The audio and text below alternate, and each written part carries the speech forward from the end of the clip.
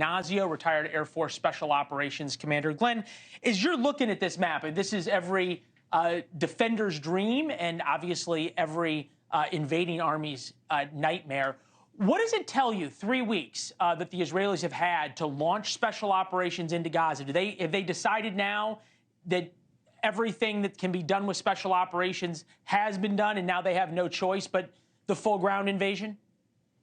Well, I think what they're going to do is a special operations always is going to be one of the big proponents to go forward and be as covert as possible.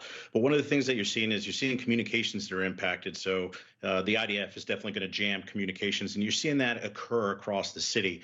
The biggest thing is, as we mentioned, about preparing the battlefield. That's the biggest thing that's happening with the aircraft, because I know the airstrikes are going on rather intensely.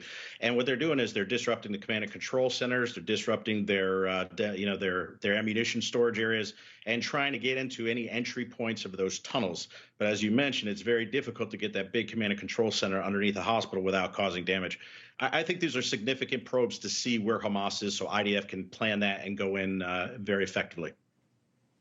Yeah, they're talking about months-long operations. When I was there in the Middle East and we were talking about ground invasions into Gaza, it was always talking about a couple of days, maybe a week or two.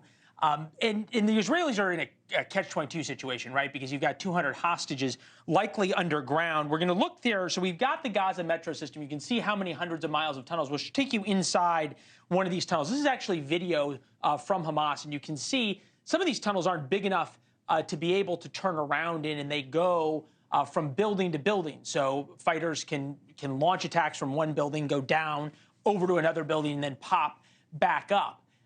That's something that, obviously the U.S. dealt with in Vietnam. It wasn't ever something that we dealt with in Iraq.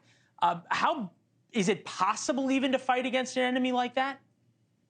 Yeah, it's possible, but as mentioned, I know we've talked a few times, it's got to be very methodical, because it literally becomes a 360 war. What I mean by that is, usually you have a nice front and your forces are moving forward. The problem with this is, as each of the troops are moving forward and clearing every building, and you got those buildings up high, so they're going to be being shot at from above.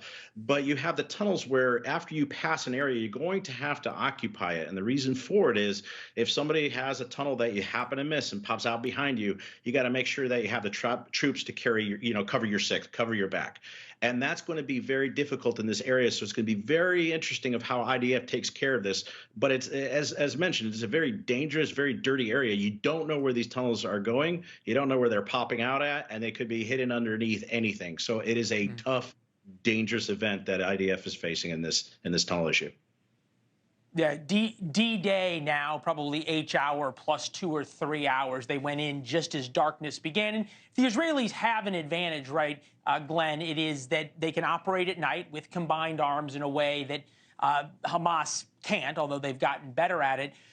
I thought you said something interesting. You check your six, but with the way Hamas has tunnels, now they have drones that can drop ammunition and ordnance vertically.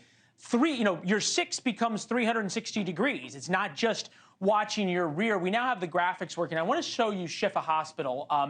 So this is Gaza City, one of the most densely packed areas in the world. So the Israelis are now trying to contend with exactly who is a civilian and who is a not, because we know that the Gazan population does support Hamas. Then we'll look at Shifa Hospital. This is provided by the Israelis. The hospital complex, and you can see, next to the maternity ward is the underground complex entrances. Next to the chest and dialysis centers, another underground complex. Is it even possible to get in and get troops on the ground into that isn't a suicide mission? Well, it's a challenging situation, but I wouldn't say it's a suicide mission. It's going to be very interesting about how that hospital is structured and who's in there. I mean, the one thing that there's no major air defense that Hamas has. So Israel can own the skies like they have with the penetration and the attacks with the F-16s, but also the helicopters. They can use the helicopters to infiltrate their troops so that they're not hitting booby traps on the ground. They'll be able to use the helicopters that are attack helicopters with the sensors to be able to take individuals out.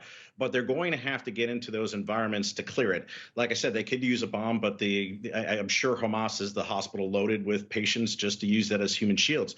So it is possible, but it's extremely dangerous, as you alluded to. I wouldn't say it's a suicide mission, but it is probably one of the most dangerous close quarter battles you can possibly get into. Thanks for watching. Go to joinnn.com to find NewsNation on your television provider. And don't forget to click the red subscribe button below to get more of NewsNation's fact-driven, unbiased coverage.